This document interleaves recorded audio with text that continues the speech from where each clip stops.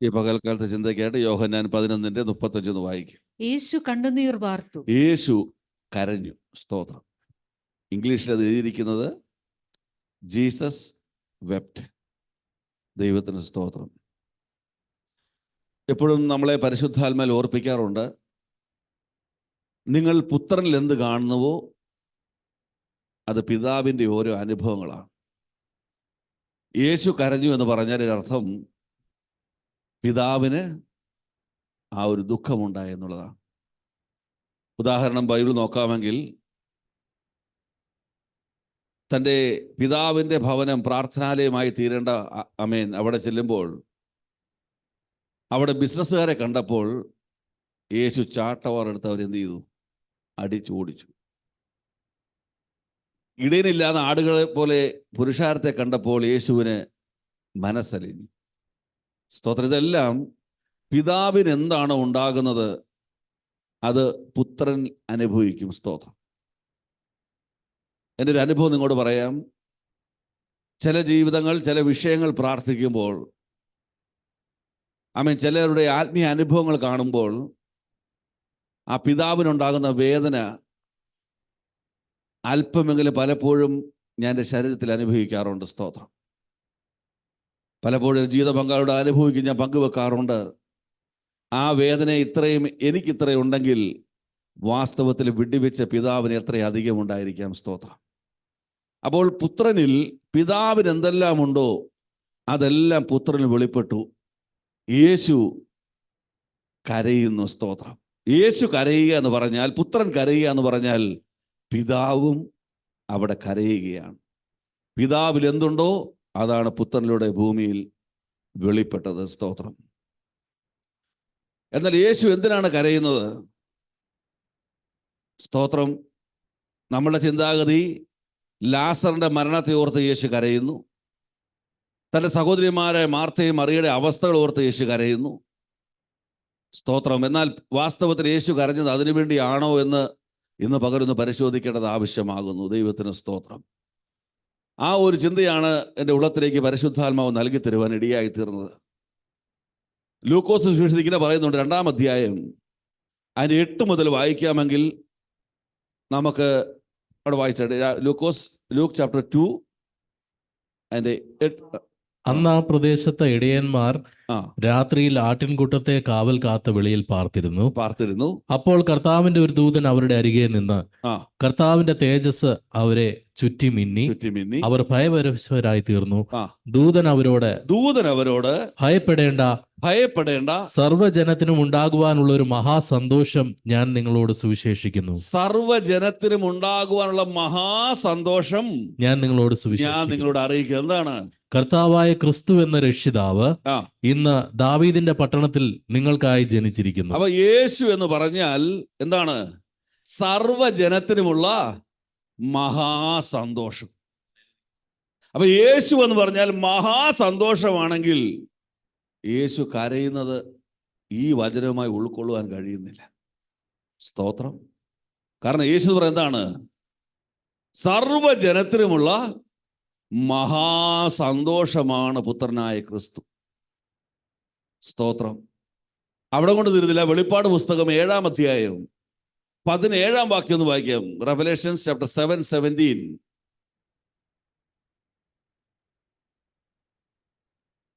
ആ സിംഹാസനത്തിന്റെ മധ്യേയുള്ള കുഞ്ഞാട് അവരെ മേയിച്ച്. സിംഹാസനത്തിന്റെ മധ്യയുള്ള കുഞ്ഞാട് ആരാണ്? കുഞ്ഞാട് പുത്രനായ ക്രിസ്തു അവരെ മേയിച്ച് ജീവജലത്തിന്റെ ഉറവുകളിലേക്ക്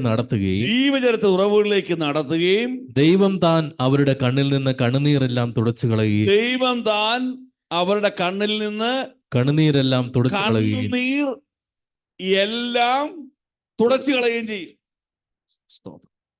അപ്പം പുത്രനായ ക്രിസ്തു നമ്മെ നടത്തുന്ന എങ്ങോട്ടേക്ക് വേണ്ടിയാണ്? നമ്മുടെ കണ്ണിൽ നിന്നുള്ള സകല കണ്ണുനീരും തുടച്ചു കളഞ്ഞ് നമുക്ക് മഹാസന്തോഷം നൽകുവാനുള്ള ഒരു സ്വർഗീയ അനുഭവമാണ് പുത്രനായ ക്രിസ്തു. പക്ഷെ വചനം പറയുന്നു, ആ പുത്രനായ ക്രിസ്തു കരയുവാൻ തുടങ്ങി. ദൈവത്തിന് സ്തോത്രം.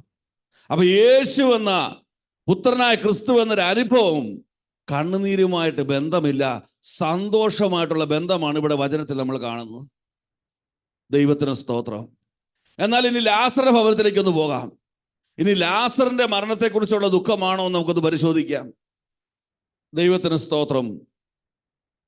യോഹന്നാൻ 11-ാം അധ്യായത്തിലേക്ക് തന്നെ അതിന്റെ 11 മുതൽ അത് വായിച്ചേ. 11. ഇത് പറഞ്ഞിട്ട് അവൻ, നമ്മുടെ സ്നേഹിതനായ ലാസർ നിദ്ര കൊള്ളുന്നു. യേശു എന്താ പറഞ്ഞത്? നമ്മുടെ സ്നേഹിതനായ ലാസർ ഇപ്പൊ എന്ത് ചെയ്യുക? നിദ്ര കൊള്ളുന്നു, ഉറങ്ങുക. സ്തോത്രം. ഭാര്യ ഉറങ്ങുന്നുണ്ട്, മക്കൾ ഉറങ്ങുന്നുണ്ട്, നമ്മൾ ആരും കരയാറുണ്ടോ? ഇല്ല. സ്തോത്രം. അവർ ഉറങ്ങുകയെന്നേ പറയത്തുള്ളൂ. സ്തോത്രം. ഇവിടെ യേശുവിനെ സംബന്ധിച്ചിടത്തോളം എന്റെ സ്നേഹിതൻ എന്ത് ചെയ്യുന്നു? നിദ്ര കൊള്ളുന്നു. എങ്കിലും ഞാൻ അവനെ ഉണർത്തുവാൻ പോകുന്നു എന്ന് അവരോട് പറഞ്ഞു. Praise the Lord. യഹൂദന്മാർക്കും മാർത്തയ്ക്കും മറിയയ്ക്കുമാണ് സഹോദരൻ മരിച്ചതെങ്കിൽ യേശുവിന്റെ സ്നേഹിതനായ ലാസർ മരിച്ചാലും ഞാൻ അവനെ ഉയർപ്പിക്കുവാൻ പോകുന്നുവെന്നുള്ള പൂർണ്ണ ബോധ്യമുള്ള യേശു എന്തിന് കരയണം? സ്തോത്രം. സ്തോത്രം. Praise the Lord. എന്റെ സ്നേഹിതൻ ഉറങ്ങുകയും ഞാൻ എന്ത് ചെയ്യാൻ പോകുന്നു? അവനെ ഉണർത്തുവാൻ പോകുന്നു. അടുത്ത വാക്യം. ശിഷ്യന്മാർ അവനോട്, കർത്താവെ, അവൻ നിദ്ര കൊള്ളുന്നു എങ്കിൽ അവന് സൗഖ്യം വരുമെന്ന് പറഞ്ഞു. യേശുവോ അവന്റെ മരണത്തെ കുറിച്ചായിരുന്നു പറഞ്ഞത്. യേശുവിനറിയാം നിദ്ര എന്ന് പറഞ്ഞത് അവന്റെ കുറിച്ച് തന്നെയാ. അടുത്ത വാക്യം. ഉറക്കം എന്ന നിദ്രയെ കുറിച്ച് പറഞ്ഞു എന്ന് അവർക്ക് തോന്നിപ്പോയി. അപ്പോൾ യേശു സ്പഷ്ടമായി അവരോട്, ലാസർ മരിച്ചുപോയി. ഞാൻ ഇവിടെ ഇല്ലാഞ്ഞത് കൊണ്ട് നിങ്ങളെ വിചാരിച്ച് സന്തോഷിക്കുന്നു. നിങ്ങൾ വിശ്വസിപ്പാൻ ഇടയാകുമല്ലോ. എന്നാൽ നാം അവന്റെ അടുക്കൽ പോക എന്ന് പറഞ്ഞു. പൂർണ്ണ ബോധ്യത്തോടും ദൃഢനിശ്ചയത്തോടും പിതാവിന്റെ ഇഷ്ടം തിരിച്ചറിഞ്ഞ പുത്രൻ. എല്ലാവരും എന്റെ കാലഘട്ടത്തിൽ അനേകർ മരിച്ചെങ്കിലും ഈ ലാസറിന്റെ മരണം കൊണ്ട് അവന്റെ ജീവിതം അവസാനിക്കുന്നത് പൂർണ്ണ ബോധ്യമുള്ള പുത്രൻ ലാസറിന്റെ ഭവനത്തിലേക്ക് പോവുകയാണ്. മാർത്തയോടും മറിയോടും ഇരുന്ന് കരയുവാൻ വേണ്ടിയല്ല, ലാസറിനെ ഉയർപ്പിക്കുവാൻ വേണ്ടി. സ്തോത്രം. അതിന്റെ 11:41 പറയുന്നു, ഇത് പറഞ്ഞിട്ട് യേശു പറഞ്ഞു, ഇത് പറഞ്ഞിട്ട് അവൻ, ലാസറെ പുറത്തു വരിക എന്ന് ഉറക്കെ പറഞ്ഞു. മരിച്ചവൻ പുറത്തു വന്നു. Price the Lord. ദൃഢനിശ്ചയമുള്ളത് മാത്രമല്ല, അത് സംഭവിക്കുകയും ചെയ്തു. പിന്നെ എന്തിനാണ് യേശു കരയേണ്ടത്? സ്തോത്രം. സ്തോത്രം. നമ്മുടെ ചിന്തകളെല്ലാം ഒന്ന് മാറണം ഈ പകൽക്കാലം. Praise the Lord. ലാസറിനെ ഓർത്തുമല്ല യേശു കരഞ്ഞത്. യേശു എന്ന് പറഞ്ഞാൽ മഹാസന്തോഷമാണ്. യേശു എന്ന് അറക്കപ്പെട്ട കുഞ്ഞാടിന്റെ ഉത്തരവാദിത്വം എല്ലാവരുടെ കണ്ണിൽ നിന്ന് തുടച്ചു കളയിക്കുകയാണ്. അങ്ങനെയുള്ള യേശു കരഞ്ഞത് നമ്മൾ ആരും ചിന്തിക്കുന്ന കാര്യങ്ങൾക്ക് വേണ്ടിയല്ല. സ്തോത്രം. Praise the Lord. ഇന്ന് പകൽ നമ്മൾ ചിന്തിക്കണം, എന്തിന് യേശു കണ്ണുനീർ വാർത്തു? എന്തിന് യേശു അവിടെ കരഞ്ഞു? ഇപ്പോൾ ഒരു കാര്യം ഓർക്കണം, യേശു ഇന്ന് ഈ കാലഘട്ടത്തിൽ ജഡത്തിൽ നമ്മോട് കൂടെ ഇല്ല. യേശു എന്ത് പറഞ്ഞു? ഞാൻ പോയി കഴിയുമ്പോൾ ആരെ അയക്കും? എൻ്റെ പിതാവിൻ്റെ ആത്മാവാകുന്ന പരിശുദ്ധാത്മാവിനെ ഞാൻ നിങ്ങളുടെ ഇടയിൽ അയക്കും. ദൈവത്തിന് സ്തോത്രം. ഇന്ന് ജഡത്തിൽ യേശു കരയാനില്ലെങ്കിൽ എഫേസ്യർ 4:30 പറയുന്നു, എന്ത് പറയാ? വായിച്ചേ. എഫേസ്യൻസ് 4:30. ദൈവത്തിന്റെ പരിശുദ്ധാത്മാവിനെ ദുഃഖിപ്പിക്കരുത്. ദൈവത്തിന്റെ പരിശുദ്ധാത്മാവിനെ ദുഃഖിപ്പിക്കരുത്. ആ ഒരു വാക്ക് ചേർത്ത് വായിക്കുമ്പോൾ മനസ്സിലാക്കണം, യേശു കണ്ണുനീർ വാർത്തത് ദൈവത്തിന്റെ പുത്രനെ ആ ഭവനം ദുഃഖിപ്പിച്ചു. ഇന്ന് യേശു ജഡത്തിലില്ലാത്തത് കൊണ്ട്, യേശു ഒരു പകരക്കാരനായി ഭൂമിയിൽ കർത്തൃത്വം വഹിക്കാൻ പരിശുദ്ധാത്മാവ് ഉള്ളത് കൊണ്ട്, എന്റെയും നിങ്ങളുടെ ജീവിതത്തിലെ പ്രവൃത്തികളും വാക്കുകളും കൊണ്ട് നിങ്ങൾ പരിശുദ്ധാത്മാവിനെ ദുഃഖിപ്പിച്ചാൽ അത് പിതാവിന്റെ ദുഃഖമാണ്. സ്തോത്രം. Praise the lord. Praise the Lord. അതുകൊണ്ട് ഇന്ന് നമ്മൾ പരിശോധിക്കണം, എന്തിന് യേശു കരഞ്ഞു? രണ്ടാമത്, എന്നെ ഓർത്ത് പരിശുദ്ധാത്മാവ് ദുഃഖിക്കുന്നുണ്ടോ, അല്ലെങ്കിൽ പിതാവ് ദുഃഖിക്കുന്നുണ്ടോ? സ്തോത്രം. ഇത് രണ്ടും പരിശോധിച്ചിട്ട് വേണം ഇനിയുള്ള വചനങ്ങൾ കേൾക്കുവാനായിട്ട്. ദൈവത്തിന് സ്തോത്രം. ഹല്ലേലൂയ. നമുക്കറിയാം, വചനം പറയുന്നുണ്ട്, ഒരു പാപി മാനസാന്തരപ്പെടുമ്പോൾ സ്വർഗത്തിൽ എന്തുണ്ടാകും? സന്തോഷമുണ്ടാകും. സ്വർഗത്തിൽ മൗനമുണ്ടാകും. സ്വർഗത്തിൽ ആരാധന ഉണ്ടാകും. അങ്ങനെയെങ്കിൽ സ്വർഗത്തിൽ എന്തുണ്ടാകും? ദുഃഖമുണ്ടാകും. എന്താണ് ദുഃഖം? എന്നെയും നിങ്ങളെയും കുറിച്ചുള്ള ദൈവത്തിന്റെ ദുഃഖം. അതുകൊണ്ടാണ് പറഞ്ഞത്, പരിശുദ്ധാത്മാവിനെ എന്ത് ചെയ്യരുത്? ദുഃഖിപ്പിക്കരുത്. ദൈവത്തിന് സ്തോത്രം, ദൈവത്തിന് മഹത്വം. എന്തുകൊണ്ടാണ് യേശു കണ്ണുനീർ വാർത്തതെന്നോ അല്ലെങ്കിൽ പിതാവ് എന്തുകൊണ്ട് ദുഃഖിച്ചുവെന്ന് ഈ കുടുംബത്തിലൂടെ പഠിക്കുമ്പോൾ നമ്മുടെ ജീവിതത്തിലും ഒരു അഴിച്ചുപണി ഇന്ന് പകൽ ദൈവം ആഗ്രഹിക്കുകയാണ്. വായിക്കാം, യോഹന്നാന്റെ സുവിശേഷം 11-ാം അധ്യായം 1 മുതൽ 4 വരെയുള്ള വാക്യങ്ങൾ വായിക്കാം. മറിയയുടെയും അവളുടെ സഹോദരി മാർത്തയുടെയും ഗ്രാമമായ ബഥാന്യയിലെ ലാസർ എന്ന ഒരുത്തൻ ദീനമായി കിടന്നു. ഈ മറിയയായിരുന്നു കർത്താവിനെ പരിമള തൈലം പൂശി തന്റെ തലമുടി കൊണ്ട് അവന്റെ കാൽ തുടച്ചത്. അവളുടെ സഹോദരനായ ലാസർ ആയിരുന്നു ദീനമായി കിടന്നത്. ആ സഹോദരിമാർ അവന്റെ അടുക്കൽ ആളയച്ചു, കർത്താവെ, നിനക്ക് പ്രിയനായവൻ ദീനമായി കിടക്കുന്നു എന്ന് പറയിച്ചു. യേശു അത് കേട്ടിട്ട്, ഈ ദീനം മരണത്തിനായിട്ടല്ല, ദൈവപുത്രൻ മഹത്വപ്പെടേണ്ടതിന് ദൈവത്തിന്റെ മഹത്വത്തിനായിട്ടത്ര എന്ന് പറഞ്ഞു. ദൈവത്തിന് സ്തോത്രം. യേശുവുമായി വളരെയധികം ആത്മബന്ധമുള്ളൊരു കുടുംബം. ആ കുടുംബത്തിൽ ഏക സഹോദരൻ രോഗത്തിൽ കിടക്കുന്നു. ആ സമയത്ത് അവര് ആളയച്ച് യേശുവോട് എന്ത് പറഞ്ഞു? നിനക്ക് പ്രിയനായവൻ വല്ലാത്തൊരവസ്ഥയിൽ ദീനമായി കിടക്കുന്നു, സ്തോത്രം എന്ന് പറയിച്ചു. അതിനുള്ള ദൂത് അവർ ഏറ്റെടുത്തു. ഇതെന്താണ്? ഇത് മരണത്തിനല്ല, ദൈവനാമ മഹത്വത്തിനുള്ളതാണെന്ന് അറിയിച്ചു. സ്തോത്രം. 5-ാം വാക്കിടുന്ന് വായിക്കാം. യേശു മാർത്തയും അവളുടെ സഹോദരിയെയും ലാസറിനെയും സ്നേഹിച്ചു. യേശു മാർത്തയെയും അവളുടെ സഹോദരിയെയും ലാസറിനെയും സ്നേഹിച്ചു. യേശു കണ്ണുനീർ വാർത്തയുടെ ഒന്നാമത്തെ റീസൺ ആ വാക്യത്തിൽ കിടപ്പുണ്ട്. പിതാവ് എങ്ങനെ ആ കുടുംബത്തെ സ്നേഹിച്ചു, അതുപോലൊരു സ്നേഹം ആ കുടുംബത്തിന് പിതാവിനോട് കൊടുക്കുവാൻ കഴിയാത്തത് യേശു കണ്ണുനീർ വാർത്തു. ശ്രദ്ധിച്ചാ പറഞ്ഞത്? പിതാവ് എങ്ങനെ നിങ്ങളെ സ്നേഹിക്കുന്നുവോ അതുപോലൊരു സ്നേഹം മടക്കി കൊടുക്കുവാൻ നിങ്ങൾക്ക് കഴിയാതിരിക്കുമ്പോൾ എന്നെയും നിങ്ങളെയും ഓർത്ത് പിതാവ് ദുഃഖിക്കും. സ്തോത്രം, സ്തോത്രം. ഉദാഹരണം പറഞ്ഞാൽ, ആ ഭാഗം പറഞ്ഞ 6-ാം വാക്യത്തിൽ ഇങ്ങനെ എഴുതിയിരിക്കുന്നു, എന്നിട്ടും അവൻ ദീനമായി കിടക്കുന്നു എന്ന് കേട്ടാറേ താൻ ഇന്ന് ഇരുന്ന സ്ഥലത്ത് 2 ദിവസം പാർത്തു. സ്തോത്രം.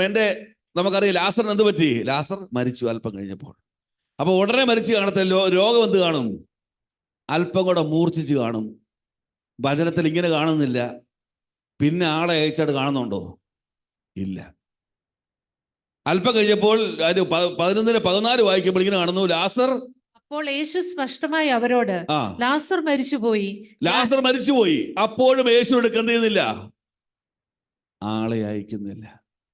ഇനി 17-ാം വാക്യത്തിൽ വരുമ്പോൾ, യേശു അവിടെ എത്തിയപ്പോൾ അവനെ കല്ലറയിൽ വെച്ചിട്ട് അവനെ ശവമടക്കം നടത്തി. അപ്പോഴും അവരെന്ത് ചെയ്തില്ല? യേശുവിനെ അറിയിച്ചില്ല. നിങ്ങൾ ഓർത്തു നോക്കിക്കേ, പ്രവാസികൾക്ക് പ്രത്യേകം അറിയാൻ പറ്റും. നമ്മുടെ വേണ്ടപ്പെട്ടവർ ആരെങ്കിലും നാട്ടിൽ മരണപ്പെട്ടാൽ നമ്മുടെ വരവ് വരെയും എന്ത് ചെയ്യും?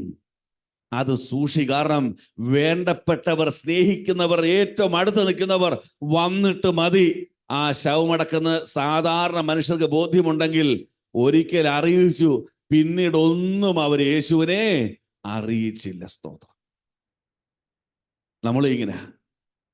നമ്മൾ ഓരോ പ്രാർത്ഥനാ വിഷയം പറയും, ഒരിക്കൽ സഭയോട് പറയും, പിന്നെ നമ്മുടെ ഇഷ്ടമുള്ള വഴി പിന്നെ നമ്മൾ അറിയിക്കുക. പിന്നെ എല്ലാം തകർന്ന് തലേ കുത്തി വീഴും, പറയൂ ഞങ്ങൾ അതൊക്കെ ചെയ്ത് അവസാനം എല്ലാം പരാജയപ്പെട്ട് പാസ്റ്ററെ പ്രാർത്ഥിക്കണം. സ്തോത്രം. രോഗം മൂർച്ഛിച്ചപ്പോഴും ആളെ അയച്ചില്ല, മരിച്ചപ്പോഴും ആളെ അയച്ചില്ല, ശവം അടക്കിയിട്ടും ആളെ അയച്ചില്ല. സ്തോത്രം. അവിടെ സ്നേഹം കുറഞ്ഞതായി നമ്മൾ കാണുകയാണ്. ദൈവത്തിന് സ്തോത്രം. പിതാവ് എങ്ങനെ നമ്മളോട് പ്രതികരിക്കുന്നുവോ അതുപോലെ പ്രതികരിക്കാൻ നമുക്ക് മനസ്സില്ല. യോഹന്നാൻ 3:16 പറയുന്നു, തന്റെ ഏകജാതനായ പുത്രനിൽ വിശ്വസിക്കുന്ന ഏവനും നശിച്ചു പോകാതെ നിത്യജീവൻ പ്രാപിക്കേണ്ടതിന് ദൈവം വായിച്ചു. അവനിൽ വിശ്വസിക്കുന്ന ഏവനും നിത്യജീവൻ പ്രാപിക്കേണ്ടതിന് തന്നെ തന്റെ ഏകജാതനായ പുത്രനിൽ വിശ്വസിക്കുന്ന ഏവനും നശിച്ചു പോകാതെ നിത്യജീവൻ പ്രാപിക്കേണ്ടതിന് ദൈവം അവനെ നൽകുവാൻ തക്കവണ്ണം ലോകത്തെ സ്നേഹിച്ചു. തന്റെ പുത്രനെ നൽകുവാൻ തക്കവണ്ണം എന്നെ 100% സ്നേഹിച്ചു. എപ്പോഴാ? നീ അമ്മയുടെ ഉദരത്തിൽ രൂപാകുന്നതിന് മുമ്പേ നിന്നെ സ്നേഹിച്ചു. സ്തോത്രം. അത്രയും 100% സ്നേഹിച്ചപ്പോൾ യേശുവിന്റെ പിതാവ് പറഞ്ഞു, നീ എന്ത് ചെയ്യണം? മത്തായി 22:37 നീ നിന്റെ ദൈവമായ യഹോവയെ പൂർണ്ണ ഹൃദയത്തോടും പൂർണ്ണ മനസ്സോടും. യേശു അവനോട്, നിന്റെ ദൈവമായ കർത്താവിനെ നീ പൂർണ്ണ ഹൃദയത്തോടും പൂർണ്ണ ആത്മാവോടും പൂർണ്ണ മനസ്സോടും കൂടെ സ്നേഹിക്കണം. പൂർണ്ണ മനസ്സോടും കൂടെ സ്നേഹിക്കണം. പുത്രനെ നൽകി തരുവാൻ നിന്നെ 100% സ്നേഹിച്ച പിതാവിന്റെ സ്നേഹം പോലെ തന്നെ നീയും 100% പിതാവിനെ സ്നേഹിക്കണം. ഇതാണ് ദൈവത്തിന്റെ ആഗ്രഹം. ദൈവത്തിന് സ്തോത്രം. നമുക്ക് എന്തില്ല? രക്ഷയില്ല. കുറച്ച് ദൈവസ്നേഹം, കുറച്ച് ലോകസ്നേഹം, കുറച്ച് സമൂഹ സ്നേഹം, കുറച്ച് സൊസൈറ്റി സ്നേഹം, കുറച്ച് ബന്ധുസ്നേഹം നടക്കുക. 100% നീ നിത്യത്തിൽ എത്ര കരുതി തന്റെ പുത്രനെ ഭൂമി നൽകി തന്നെങ്കിൽ 100% നീ പിതാവിനെ സ്നേഹിക്കണമെന്ന് ദൈവം ആഗ്രഹിക്കുക. അതുകൊണ്ട് അവസാനം പത്രോസിനെ വിളിച്ചിട്ട് ചോദിച്ചു, ഇവയിലധികമായി നീ എന്നെ സ്നേഹിക്കുന്നുവോ എന്ന് ചോദിച്ചു. സ്തോത്രം.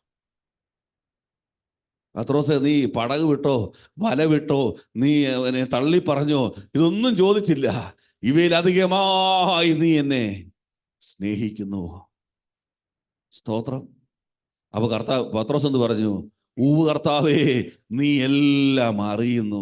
ഒരു കാര്യം ഓർത്തോണം, ഇന്ന് പകൽ എത്ര ശതമാനം സ്നേഹിക്കുന്നുവെന്ന് നീ പുറമെ പ്രകടനം കാണിച്ചാലും നിന്നോട് ഈ ചോദ്യം ചോദിക്കുന്നതിന് അറിയുന്നു നീ എത്ര ശതമാനം ദൈവത്തെ സ്നേഹിക്കുന്നുവെന്ന്. Price the Lord. അപ്പൊ യേശു കണ്ണുനീർ വാർത്തത്, ഈ കുടുംബം എന്നോട് ഇത്രത്തോളം അടുത്ത് നിന്ന കുടുംബം ഞാൻ കൊടുത്ത സ്നേഹത്തിന് പകരമായ ഒരു സ്നേഹം തനിക്ക് ലഭിക്കുന്നില്ല എന്ന് ഓർത്തപ്പോൾ പിതാവിന്റെ ദുഃഖം ഭൂമിയിൽ വെളിപ്പെട്ടു. സ്തോത്രം.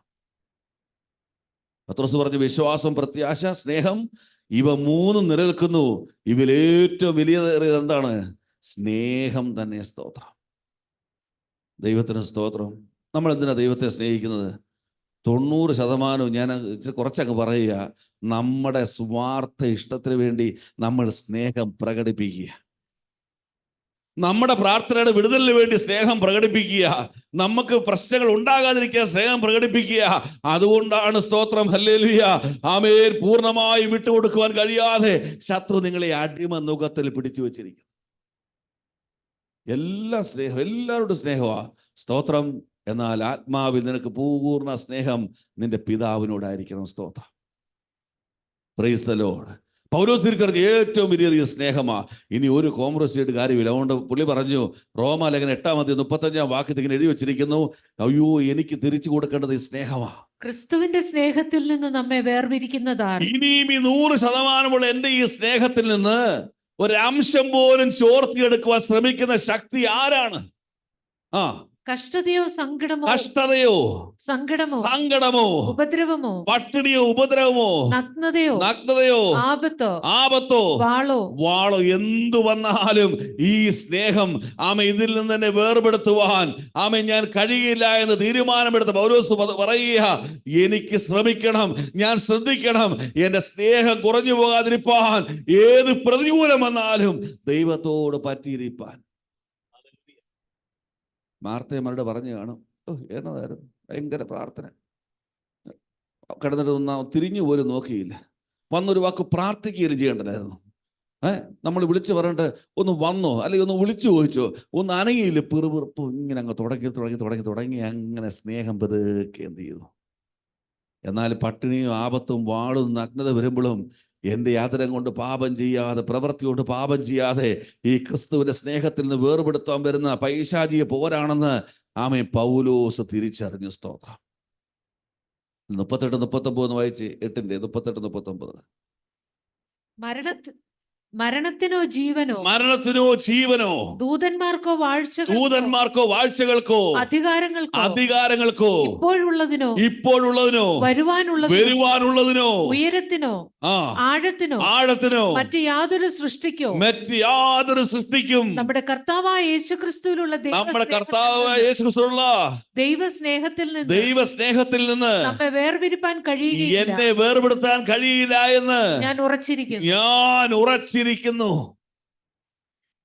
എന്നെ സ്നേഹിച്ചവർ, എനിക്ക് വചനം പറഞ്ഞു തന്നവർ, എന്റെ സഭയിലെ കൂട്ടു സഹോദരങ്ങൾ, ആമേൻ, ഞാൻ ആത്മീയരെന്ന് വിശ്വസിച്ചവർ, ഇവരെല്ലാം വഞ്ചകന്മാരാന്ന് തിരിച്ചറിഞ്ഞിട്ടും, ആമേൻ, ഇവരെല്ലാം ചതിക്കുന്നവരാന്ന് തിരിച്ചറിഞ്ഞിട്ടും, ഇവരെല്ലാം സ്വാർത്ഥന്മാരാന്ന് തിരിച്ചറിഞ്ഞിട്ടും ഞാനൊരു തീരുമാനമെടുത്തിരിക്കുന്നു. ഇതൊന്നും എന്റെ പിതാവിനുള്ള സ്നേഹത്തിൽ നിന്ന് എന്നെ വേർപെടുത്താൻ കഴിയില്ല എന്ന് ഞാൻ ഉറച്ചിരിക്കുന്നു. സ്തോത്രം. ഞാൻ ഉറച്ചിരിക്കുന്നു. ദൈവത്തിന് സ്തോത്രം. എനിക്ക് എത്ര സാമ്പത്തികം കൂടിയാലും, എത്ര ഉയർച്ച വന്നാലും, എത്ര താഴ്ച വന്നാലും ഇനി ഞാൻ പിടിവിടത്തില്ലെന്ന് ഞാൻ ഉറച്ചിരിക്കുന്നു. കാരണം ആമേൻ, ആമേൻ, എന്റെ സ്നേഹം കുറയുന്നത് പിതാവിന് ദുഃഖമാണ്. ദൈവത്തിന് സ്തോത്രം. ദൈവത്തിന് സ്തോത്രം. ഹല്ലേലൂയ, ഹല്ലേലൂയ, ആമേൻ, സ്തോത്രം. ഒന്നാമത്തെ കാരണം, നിനക്ക് തന്ന സ്നേഹത്തിന് ദൈവം ആഗ്രഹിക്കുന്ന പകരം സ്നേഹം കൊടുക്കുവാൻ കഴിയാത്തത് പിതാവിന് ദുഃഖമായി മാറിയിരിക്കുന്നു. രണ്ടാമത്തത്, യോഹന്നാൻ 11:20 വായിക്കാം. 11:20. യേശു വരുന്നുവെന്ന് കേട്ടിട്ട് മാർത്ത അവനെ എതിരേൽപ്പാൻ ചെന്നു. മറിയയോ വീട്ടിലിരുന്നു. ഈ മറിയയുടെ വീട്ടിലിരിപ്പ് നമ്മൾ ശരിക്കും പഠിക്കണം. സ്തോത്രം. ലൂക്കോസ് 10:38-39 വായിച്ചേ. Luke chapter 10:38-39. പിന്നെ അവൻ യാത്ര പോകയിൽ അവൻ ഒരു ഗ്രാമത്തിലെത്തി. മാർത്ത എന്നു പേരുള്ള ഒരു സ്ത്രീ അവനെ വീട്ടിൽ കൈക്കൊണ്ടു. അവൾക്ക് മറിയ എന്നൊരു സഹോദരി ഉണ്ടായിരുന്നു. അവൾ കർത്താവിന്റെ കാൽക്കലിരുന്ന് അവന്റെ വചനം കേട്ടുകൊണ്ടിരുന്നു. മറിയ കർത്താവിന്റെ കാൽക്കലിരുന്ന് ദൈവവചനം കേട്ടുകൊണ്ടേയിരുന്നു. സ്തോത്രം. മറിയ കർത്താവിന്റെ കാൽക്കലിരുന്ന് ദൈവവചനം കേട്ടുകൊണ്ടേയിരുന്നു. സ്തോത്രം. അപ്പൊ മാർത്ത ഒരു കംപ്ലൈന്റ് പറഞ്ഞു, ഞാൻ അടുക്കള കിടന്ന് വീട്ടിലെ പണിയൊക്കെ ചെയ്യുകയാണ്, ഇവളൊന്നും സഹായിക്കുന്നില്ല. ഉറപ്പോൾ അതിന് 41-42 വായിച്ച്. കർത്താവ് മാർത്തയോട് പറയുക, മാർത്തേ, നീ പലതിനെ ചൊല്ലി വിചാരപ്പെട്ടും മനം കലങ്ങിയും ഇരിക്കുന്നു. എന്നാൽ അല്പമേ വേണ്ടൂ, അല്ല ഒന്നു മതി. മറിയ നല്ല അംശം തിരഞ്ഞെടുത്തിരിക്കുന്നു. അതാരും അവളോട് അപഹരിക്കുകയില്ല. സ്തോത്രം. ഇവിടെ ഭയങ്കര ഇമ്പോർട്ടൻസ് കേട്ടോ, ശ്രദ്ധിക്കണം. എന്താണ് നല്ല അംശം? ദൈവത്തിന് ഇഷ്ടമുള്ള കാര്യം എന്തെന്ന് തിരിച്ചറിഞ്ഞ് അതിനായി സമർപ്പിക്കുന്നതാണ് നല്ല അംശം. ഇവിടെ പറയാം, ദൈവത്തിന് ഇഷ്ടമുള്ള കാര്യം എന്തെന്ന് തിരിച്ചറിഞ്ഞ് അതിനായി സമർപ്പിക്കുന്നതാണ് നല്ല അംശം. ഇപ്പോൾ യേശു ഉള്ളപ്പോൾ അടുക്കള പണി ചെയ്യാനല്ല, യേശു ഉള്ളപ്പോൾ മറ്റു കാര്യങ്ങൾ ചെയ്യാനല്ല, യേശു ഉള്ളപ്പോൾ അവന്റെ കാൽക്കൽ ദൈവദിനം പ്രാപിക്കുക എന്നുള്ള നല്ല അനുഭവമാണ് മറിയ എടുത്ത തീരുമാനം. കർത്താവ് പറഞ്ഞു, ആരും അവളോട് അത് എന്ത് ചെയ്യില്ല, അപഹരിക്കുകയില്ല. സ്തോത്രം. എന്നാൽ ഇവിടെ വായിച്ചെന്താണ്? ആരോ അവളിൽ നിന്ന് അത് എന്തിയിരിക്കുന്നു, അപഹരിച്ചിരിക്കുന്നു. വചനം തെറ്റാണോ? ഒരു കാര്യം ശ്രദ്ധിച്ചോണം. നിന്റെ ബസ്സേ പോകുമ്പോൾ നിന്റെ ഭൗതിക നന്മ ചിലപ്പോൾ ആരെങ്കിലും അപഹരിച്ചെന്നിരിക്കും. പക്ഷെ നിന്റെ ആത്മീയ നന്മ അപഹരിക്കാൻ ശത്രുവിന് അധികാരമില്ല. പിന്നെ എങ്ങനെ ഇത് പോകുന്നത്? നിന്നെ കൊണ്ട് അത് വലിച്ചെറിയിപ്പിക്കും പിശാച്. സ്തോത്രം. ഒരു പ്രതികൂലം വന്ന് പറയും, ഇനി പ്രാർത്ഥനയും വേണ്ട, ബൈബിളും വേണ്ട, ചർച്ചും വേണ്ട, ഒന്നും വേണ്ട. ആരിൽ അപഹരിച്ചതാണോ? നീ വരച്ചൊരൊറ്റ ഇഹ്റാൻ കൊടുത്തു. സ്തോത്രം. Praise the Lord, praise the Lord. Martha ചെന്നു, പക്ഷെ മറിയ എവിടെ ഇരുന്നു? വീട്ടിലിരുന്നു. സ്തോത്രം. എവിടെ ഇരുന്ന മറിയ? യേശുവിന്റെ കാൽക്കലിരുന്ന മറിയ ഇപ്പോൾ യേശുവിന്റെ അടുക്കലില്ല, യേശുവിൽ നിന്ന് ദൂരത്തായ മറിയ. സ്തോത്രം. Praise the Lord.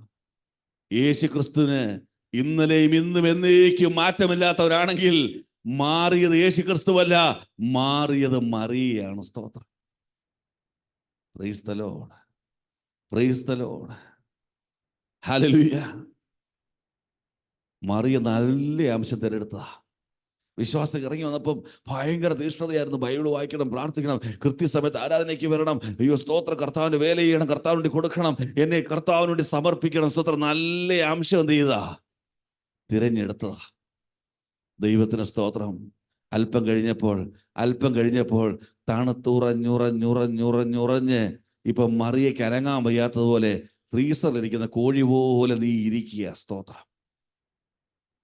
Praise the lord, praise the Lord. നല്ല തീരുമാനമായിരുന്നു, നല്ല ഡിസിഷനായിരുന്നു.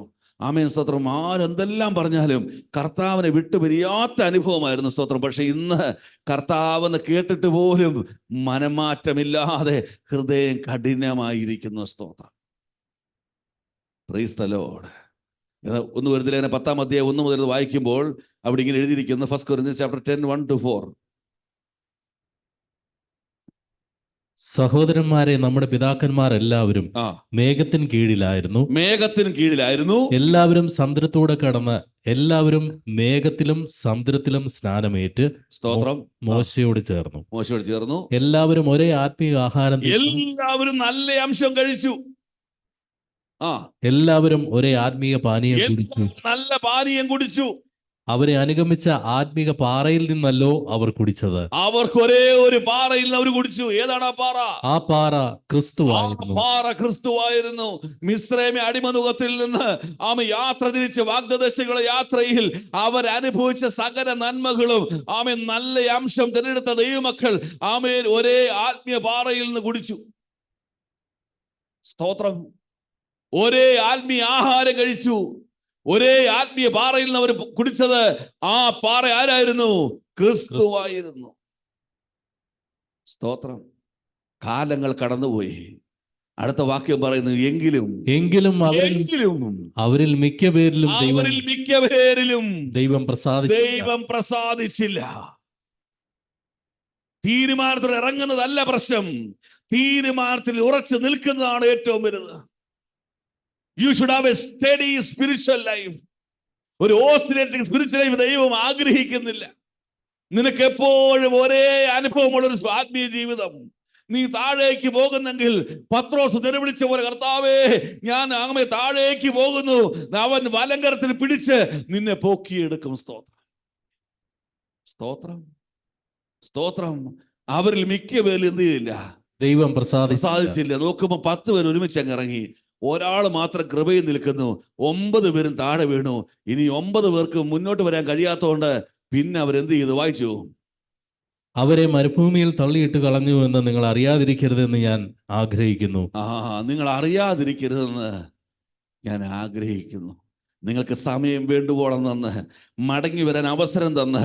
ഓർക്കണം, നിങ്ങൾ പ്രസാദമില്ലാത്ത ജീവിതം നയിക്കുമ്പോഴും പകൽ മേഘസ്തംഭമായും രാത്രി അഗ്നിത്തൂണായും ദൈവം നിന്നോട് കൂടെ ഉണ്ടായിരുന്നു.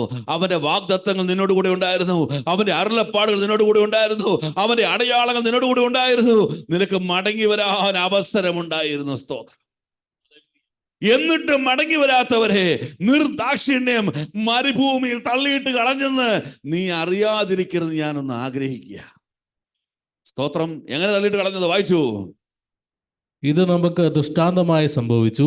അവർ മോഹിച്ചതുപോലെ നാമും ദുർമോഹികളാകാതിരിക്കേണ്ടതിന് തന്നെ. ഒരു കൂട്ടം ദുർമോഹികളായി മാറി. ദൈവത്തിന് ഇഷ്ടമില്ലാത്ത കാര്യങ്ങൾ മോഹിക്കുന്നതിനായി മാറി. അടുത്തത്, ജനം തിന്നുവാനും കുടിപ്പാനും ഇരുന്നു, കളിപ്പാൻ എഴുന്നേറ്റു എന്ന് എഴുതിയിരിക്കുന്ന പ്രകാരം അവരിൽ ചിലരെ പോലെ നിങ്ങൾ വിഗ്രഹാരാധികളായി മാറി. അടുത്തത്, അവരിൽ ചിലർ പരസംഗം ചെയ്തു. അടുത്തത്, ഒരു ദിവസത്തിൽ 23,000 പേർ വീണു പോയതുപോലെ നാം പരസംഗം ചെയ്യരുത്. പരസംഗം ചെയ്തു. അവരിൽ ചിലർ പരീക്ഷിച്ച് സർപ്പങ്ങളാൽ നശിച്ചു പോയതുപോലെ അവർ ദൈവത്തെ പരീക്ഷിച്ചു. നാം കർത്താവിനെ പരീക്ഷിക്കരുത്. അവരിൽ ചിലർ പിറുപിറുത്ത് സംസാരിക്കുകയും. സ്തോത്രം. ഇതെല്ലാം നമ്മുടെ ഇടയിലുണ്ട്, നമ്മുടെ ആത്മീയാത്രയിലുണ്ട്. അകത്ത് പല മോഹങ്ങൾ കൊണ്ട് എല്ലാ ഇടങ്ങളിലും എല്ലാ ആത്മീയ ഇടങ്ങളിലും ദൈവമല്ലാത്ത ഇടങ്ങളിലും കടന്നു ചെന്ന് പരസംഗം ചെയ്തവരും, സ്തോത്രം, ദൈവത്തെ പരീക്ഷിക്കുന്നവരും ദൈവത്തോട് പിറുപിറുക്കുന്നവരുമായി, സ്തോത്രം, നല്ല അംശം തിരഞ്ഞെടുത്തിറങ്ങി തിരിച്ച ദൈവത്തിലെ നിന്നെ മരുഭൂമിയിൽ ശത്രു തകർക്കുവാൻ തുടങ്ങി. സ്തോത്രം, സ്തോത്രം. ഇന്ന് പകൽ മടങ്ങി വരാൻ ഒരു അവസരം ദൈവം തരികയാ. ഹല്ലേലൂയ. ദൈവമല്ലാത്ത വഴികളിലൂടെ നീ പോകരുത്. ദൈവമല്ലാത്ത വാക്കുകൾ നീ പറയരുത്. ദൈവമില്ലാത്തത് നീ ആഗ്രഹിക്കരുത്. ദൈവത്തോട് നീ പിറുപിറുക്കരുത്. എല്ലാ ദുഃഖങ്ങളും സങ്കടങ്ങളുടെ നടുവിലും നീ ദൈവത്തിന് മഹത്വം കൊടുക്കണം. കാരണം നീയും അവരും കുടിച്ചത് ഒരേ ആത്മീയ പാറയിൽ നിന്നാണ്. ആ പാറ ക്രിസ്തുവായിരുന്നു. സ്തോത്രം. അതിന്റെ അവസാനം വാക്യത്തിൽ അടുത്ത വാക്യത്തിൽ വെച്ചിരിക്കുന്നത്, അവരിൽ ചിലർ പിറുവിറുത്ത് സംഹാരിയെ നശിച്ചുപോയതുപോലെ നിങ്ങൾ പിറുവിറുക്കരുത്. ഇത് ദൃഷ്ടാന്തമായിട്ട് അവർക്ക് സംഭവിച്ചു. ലോകാവസാനം വന്നെത്തിയിരിക്കുന്ന നമുക്ക് ബുദ്ധി ഉപദേശത്തിനായി എഴുതിയും ഇത് ബുദ്ധി ഉപദേശത്തിനായി ദൈവം എഴുതിയിരിക്കുന്നു. സ്തോത്രം. ഇറങ്ങിയവരെല്ലാവരിലും ദൈവം പ്രസാദിച്ചില്ല. അവരെ പുറംകാലുകൊണ്ട് മരുഭൂമിയിൽ ചവിട്ടിക്കളഞ്ഞിട്ട് ദൈവം മുന്നേറി ബാക്കിയുള്ള ദൈവജനമായി ദൈവത്തിന്റെ ആത്മാവരെ നടത്തുവാൻ ഇടയായി തീർന്നു.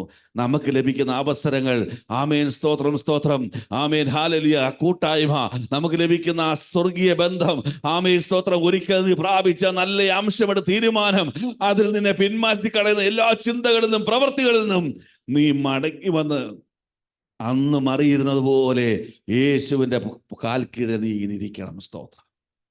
ലോകം കീഴ്മേൽ മറിഞ്ഞോട്ടെ, നിനക്ക് വിരോധമായി സംസാരിച്ചോട്ടെ, നിന്നെ പരിഹസിച്ചോളട്ടെ, കർത്താവിന് നിന്നെ കുറിച്ചൊരു ദൂത് പറയുവാനുണ്ട്.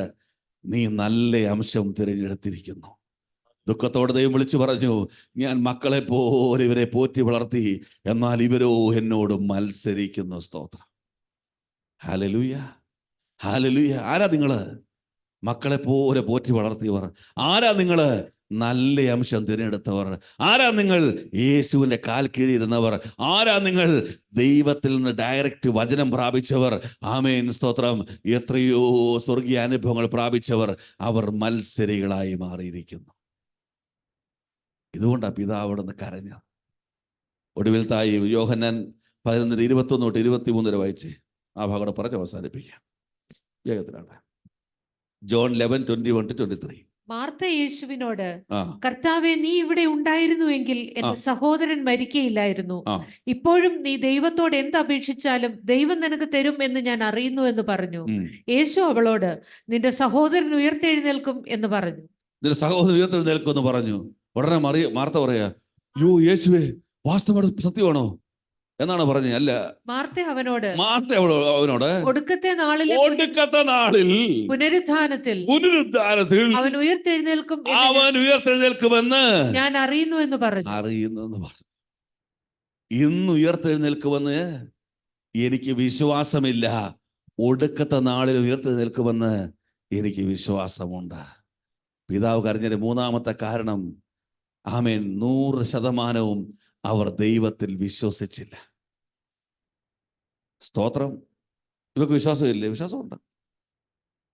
ഇവർക്ക് ഒരു വിശ്വാസക്കുറവൊന്നുമില്ല. ഒടുക്കത്തെ നാളെ എൻ്റെ സഹോദരൻ വിശ്വാസമുണ്ട്. പക്ഷേ ഇന്ന് നടക്കുമെന്ന് നീ വിശ്വസിക്കുന്നില്ല. പല പ്രാർത്ഥനാ വിഷയങ്ങളും നമ്മുടെ മനോഭാവം ഇതാ, ഇന്ന് നടക്കുമെന്ന് നീ വിശ്വസിക്കുന്നില്ല. എന്നെങ്കിലും നടക്കുമെന്നാണ് നീ വിശ്വസിക്കുന്നത്. നിന്റെ ചിന്താഗതിയിൽ നിന്ന് പകരൊന്ന് മാറ്റിക്കുക. സ്തോത്രം.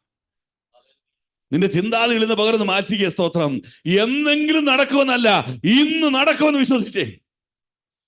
ഇന്ന് നടക്കാൻ പോവുക. സ്തോത്രം. ആമേൻ, ആമേൻ, ആമേൻ. എന്നെങ്കിലും നടക്കുമെന്നുള്ള നിന്റെ മനോഭാവം മാറ്റി ഇന്ന് നടക്കുമെന്ന് വിശ്വസിക്കേ. സ്തോത്രം, സ്തോത്രം. Praise the Lord. അങ്ങനെയുള്ള അനേക പ്രാർത്ഥനാ വിഷയങ്ങളുണ്ട്. അത് പരിശുദ്ധാത്മ വ്യക്തമായി ബോധ്യപ്പെടുത്തുന്നു. നിന്നോട് വീണ്ടും പറയുന്നു, എന്തെങ്കിലും നടക്കുമെന്നുള്ള എന്തോ ഒരു ചെറിയ പ്രത്യാശയുടെ പ്രാർത്ഥനയാണ് നിന്റെ ഉള്ളിൽ നിന്ന് ഉയരുന്നത്. ഇന്ന് പകൽ പരിശുദ്ധാത്മ പറയുന്നു, 100% വിശ്വാസത്തോടെ നീ ഇങ്ങനെ പ്രാർത്ഥിക്കേ. അത് ഇന്ന് സംഭവിക്കാം. അതിന്ന് സംഭവിക്കാം. Hallelujah, hallelujah. സാഹചര്യം ഒന്നും വിഷയമല്ല. സ്തോത്രം. വിശ്വസിച്ചിരുന്നെങ്കിൽ വരെ ഓർക്കണം. സ്തോത്രം. ഇവളി മറുപടി പറയത്തില്ല. വിശ്വസിച്ചിരുന്നെങ്കിൽ മറിയ വീട്ടിൽ ഇരിക്കുകയില്ലായിരുന്നു. ഹല്ലേലൂയ. ഇനിയും അവസാനം ഒടുവിൽ യേശുവിന്റെ അടുക്കൽ ചെന്നു. യോഹന്നാൻ 11:39 പറയുന്നു, കല്ലറയ്ക്ക് ചെന്നപ്പോൾ മറിയ പറയുകയാണ്, കല്ല് നീക്കുവീൻ എന്ന് യേശു പറഞ്ഞപ്പോൾ മറിയ പറയുകയാണ്, മരിച്ചവന്റെ സഹോദരിയായ മാർത്ത കർത്താവെ നാറ്റം വെച്ചു തുടങ്ങി, 4 ദിവസമായല്ലോ എന്ന് പറഞ്ഞു. അയ്യോ, കല്ല് നീക്കല്ലേ, ശവം അടക്കിയിട്ട് 4 ദിവസമായി. ഇപ്പൊ തന്നെ നല്ല എന്താണ് സ്മെല്ല് വരാൻ തുടങ്ങി. പക്ഷേ സ്മെല്ല് വന്നാലും ഇവൻ ഒടുക്കത്തെ നാളിൽ എന്ത് ചെയ്യും? ഉയർത്തെഴുന്നേക്കും. വെറുതെ കർത്താവ് എന്ത് ചെയ്യണ്ട, ഈ കല്ലൊന്ന് മാറ്റി പ്രശ്നം ഉണ്ടാക്കേണ്ട. ദൈവത്തിന് സ്തോത്രം. ചിലരുടെ ആത്മീയ വിടുതലിന് വേണ്ടി പ്രാർത്ഥിക്കുമ്പോൾ നമ്മൾ പറയാറുണ്ട്, സ്തോത്രം. ഞാൻ ചിലരോട് പറയാറുണ്ട്, കുഴപ്പമില്ല, നിങ്ങൾ ആ വീട്ടിലേക്ക് കയറാൻ ഞങ്ങൾക്കൊരു അവസ്ഥ ഒരുക്കുന്നതാ. ഉടനെ മറുപടി എന്നറിയോ? ഇപ്പൊ പോയാൽ ശരിയാകത്തില്ല, ഇപ്പൊ പോയാൽ ശരിയാകത്തില്ല. സ്തോത്രം. അതൊന്നും ഉൾക്കൊള്ളാനുള്ള മനസ്സ് അവർക്കില്ല. ഇതങ്ങ് മാറ്റിവെക്ക. എവിടെങ്കിലും സുവിശേഷം പറയുവാൻ നിന്റെ അകത്തിന്ന് പകരൊരു ആഗ്രഹം തോന്നുമെങ്കിൽ നീ ദൈവസഭയോട് പറ, ആമേൻ, ഇന്ന് കടന്നു പോകും. സ്തോത്രം. ആമേൻ. അവരോട് ഞാൻ പിന്നെ പറയും, നീയാണ് വിടുവിക്കുന്നത്, ഞാനാണ് വിടുവിക്കുന്നത്. വിടുവിക്കുന്നത് ദൈവമാ. ഇന്നാണ് ആ ദിവസം. ഇന്നെന്ന് നീ വിശ്വസിക്ക്, ഇന്നത് സംഭവിക്കണം. സ്തോത്രം, സ്തോത്രം. അല്പം ഒരു സാക്ഷ്യം പറഞ്ഞു. 2019 കൊറോണയുടെ സമയത്ത് ഈ മീറ്റിംഗിൽ പങ്കെടുത്ത സ്തോത്രം സഹോദരിയുടെ സാക്ഷ്യം ഞാൻ പരസ്യമായി പറഞ്ഞു. സ്തോത്രം.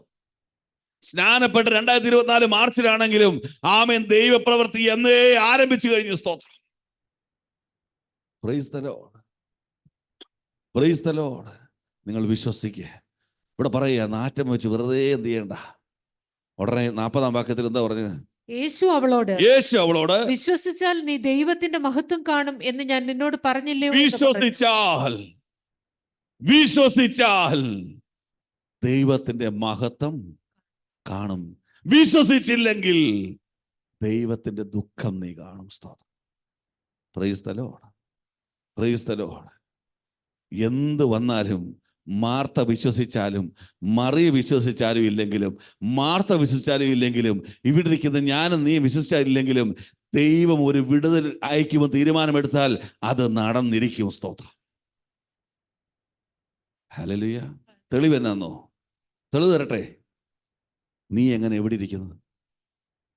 ഈ പ്രാർത്ഥനയോടും ഈ ആരാധനയോടും ഈ ബഹളം വെച്ചുള്ള അന്യഭാഷയോടും ഈ കൂവലിനോട് എതിർത്തിടുന്ന നിന്നെ വിടുവിച്ചത് എങ്ങനെയാ? നിന്നോടുള്ള വാഗ്ദത്തം സമയമായപ്പോൾ ദൈവം വെളിപ്പെടുത്തിയെങ്കിൽ ഇനിയും അനേക വാഗ്ദത്തങ്ങൾ ദൈവം നിന്റെ ജീവിതത്തിൽ ചെയ്തു തീർക്കും. സ്തോത്രം. ആമേൻ, ആമേൻ, ആമേൻ. കല്ല് നീക്കി. ദുർഗന്ധമുണ്ടോ, നാറ്റമുണ്ടോ, 4 ദിവസം അതൊന്നും കർത്താവിന്റെ വിഷയമല്ല. മരിച്ചവൻ പുറത്തു വന്നു. എങ്ങനെ വന്നു? ദൈവത്തിന്റെ സ്വന്തം ദൈവത്തിന്റെ പ്രവൃത്തി തീരുമാനത്തോട് നിൽക്കുക. പക്ഷേ അതിനു മുമ്പ് കർത്താവ് കരഞ്ഞു. എന്തിനു വേണ്ടി?